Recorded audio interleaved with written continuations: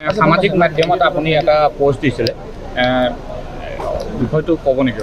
চাওক, মই কৈছোঁ যে হিমন্ত বিশ্ব শৰ্মা ডাঙৰীয়াৰ চৰকাৰখনৰ নীতি হ'ল দুৰ্নীতিৰ বিৰুদ্ধে শূন্য সহনশীলতা।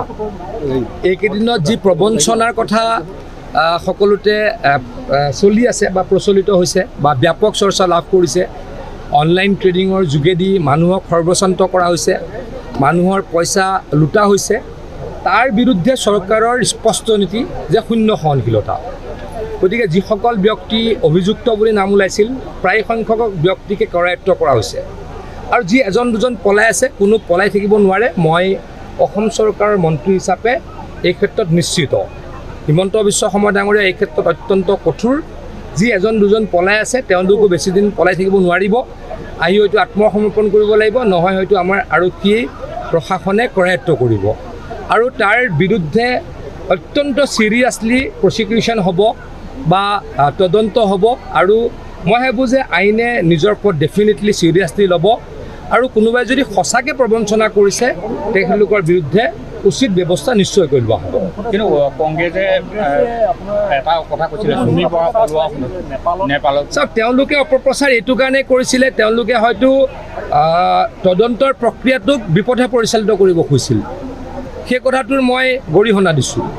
অসম পুলিচে বা অসম চৰকাৰে ডেফিনেটলি খুব চিৰিয়াছলি এই কথাটোৰ তদন্ত কৰি আছিল আৰু তদন্ত নহওক বুলি ভাবি চাগে তেওঁ তদন্ত ভাল নহওক, মানুহে চৰকাৰক বেয়া পাওক, তাৰ কাৰণে কংগ্ৰেছে ষড়যন্ত্ৰ ৰচনা কৰিছিল।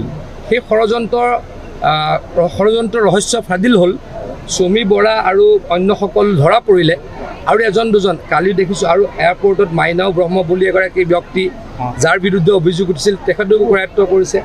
এজন দুজন পলাই আছে, পলাই ইমান ক'ত থাকিব। অসম চৰকাৰ অতি কঠোৰ হ'ব আৰু অনলাইন ট্ৰেডিঙেই হওক বা অন্য প্ৰবঞ্চনাই হওক, কিবা কৰি অসম পুলিচৰ পৰা বাচি থাকিব নোৱাৰে। মই আকৌ সুনিশ্চিত কৰিছোঁ। চাওক, এইটো তেওঁলোকে ষড়যন্ত্ৰ এটা কৰিছিল, অসমৰ ৰাইজক বিপথে পৰিচালিত কৰিবলৈ ষড়যন্ত্ৰ এটা কৰিছিল। পুলিচ প্ৰশাসন বিপথে পৰিচালিত হওক, তদন্ত বিপথে পৰিচালিত হওক, তাৰ কাৰণে ষড়যন্ত্ৰ এটা কৰিছিল। তেওঁলোকৰ ষড়যন্ত্ৰ ব্যৰ্থ হ'ল।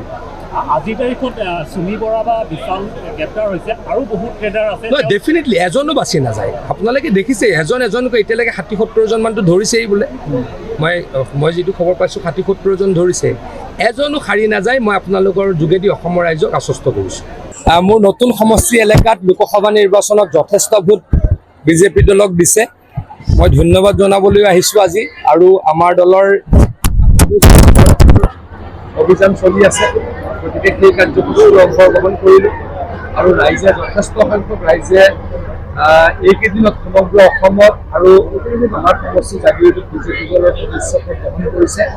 মই বিজেপি দলৰ কাৰ্যকৰ্তা হিচাপে অত্যন্ত সুখী হৈছোঁ।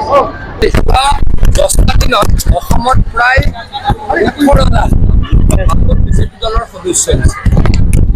এই কথাটোৱে প্ৰতীয়মান কৰে যে দেশৰ প্ৰধানমন্ত্ৰী নৰেন্দ্ৰ মোদী ডাঙৰীয়া আৰু অসমৰ মুখ্যমন্ত্ৰী হিমন্ত বিশ্ব শৰ্মা ডাঙৰীয়াৰ নেতৃত্বক অসমৰ ৰাইজে ভাল পায় আৰু সেইকাৰণেই প্ৰায় এদিনত 2 লাখকৈ ব্যক্তিয়ে অসমত বিজেপি দলৰ সদস্যপদ গ্ৰহণ কৰিছে।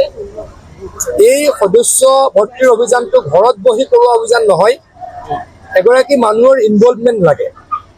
মানুহগৰাকীৰ নিজৰ মোবাইলৰ পৰা এটা মিছড কল দিব লাগে আৰু তাত এখন ফৰ্ম আহে, ফৰ্মখন ফিল আপ কৰি দিব লাগে।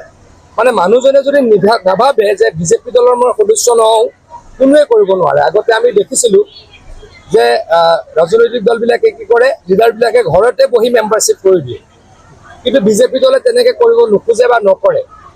ৰাইজে উইলিংলি নিজৰ মোবাইলৰ পৰা মিছড কল দিব লাগিব। এই কথাটো সমগ্ৰ অসমত এনেকৈ আগবাঢ়িছে যে যোৱা মাত্ৰ 10টা দিনত অসমত 18-19 লাখ মানুহে বিজেপি দলৰ সদস্যপদ লৈছে। জবৰদস্তি কৰিব পৰা নাযায়, গালি পাৰিব পৰা নাযায়। গতিকে নিজৰ বিশ্বাস থাকিব লাগিব বিজেপি দলৰ প্ৰতি, তেতিয়াহে তেখেতলোকে বিজেপি দলৰ সদস্য হ'ব। আমি কাকো ফ'ৰ্চ কৰিব নোৱাৰোঁ, মাত্ৰ অনুৰোধ কৰিব পাৰোঁ। সেই অনুৰোধত যথেষ্ট সংখ্যক মানুহে বিজেপি দলৰ সদস্য হৈছে। আমাৰ জাগিৰোড সমষ্টিত আজিলৈকে 37,000 মানুহ বিজেপি দলৰ সদস্য হৈছে। জাগিৰোড সমষ্টিৰ বিধায়ক হিচাপে বা বিজেপিৰ এগৰাকী কাৰ্যকৰ্তা হিচাপে অসমত যথেষ্ট সংখ্যক মানুহে বিজেপিৰ সদস্য পদ লোৱাৰ কাৰণে অত্যন্ত সুখী হৈছোঁ। যিহেতু ট্ৰেডিঙলৈ যি আছে বিশাল বাহিনী যি আছিলে ইতিমধ্যে যি আছে তদন্ত চলি আছে বিশেষকৈ চাওক ন্যায় ব্যৱস্থাটো আমি প্ৰশ্ন কৰিব নোৱাৰোঁ। ডেফিনেটলি আইনে নিজৰ যি সক্ৰিয় অংশগ্ৰহণেৰে এই ব্যৱস্থাটোক কঠোৰ কৰিব মই ভাবোঁ। কিন্তু চৰকাৰে এই ক্ষেত্ৰত কোনো পধ্যে বহি নাথাকে। আপোনালোকক মই আশ্বস্ত কৰিব খোজোঁ, হিমন্ত বিশ্ব শৰ্মা ডাঙৰীয়াই দুৰ্নীতিৰ বিৰুদ্ধে শূন্য সহনশীলতাৰ নীতিৰে কাম কৰিছে। কোনোৱে ট্ৰেডিং কৰি মানুহক প্ৰবঞ্চনা কৰি হাৰি যাব নোৱাৰে। আপোনালোকে দেখিছে যিকেইগৰাকী ব্যক্তিৰ নাম ওলাইছিল অভিযুক্ত বুলি 90% ব্যক্তিক ইতিমধ্যে কৰায়ত্ব কৰা হ'ল। কোনোৱে হাৰি নাযায়। মই অসমৰ ৰাইজক আশ্বস্ত কৰিব মই এনেকে জানিম, মই সিমানটো নাজানো। কিন্তু এটা কথা কৈছোঁ, যদি কোনোবাই অভিযোগ থকা মতে যদি মানুহক প্ৰবঞ্চনা কৰিছে, কোনো এখন চৰকাৰ দিনত হাৰি নাযায়। ডিমৰীয়াবাসীৰ বাবে সুখবৰ। সোণাপুৰৰ তেতেলিয়াত মুকলি Aditya clinic and diagnostic centre.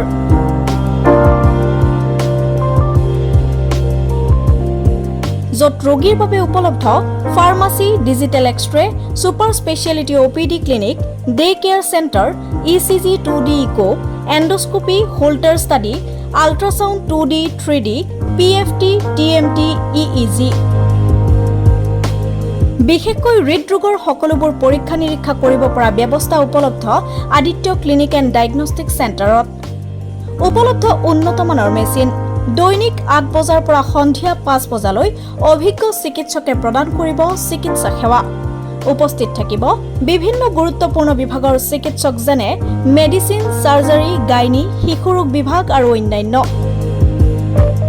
যোগাযোগৰ নম্বৰ 9365560093 অথবা 6002154585।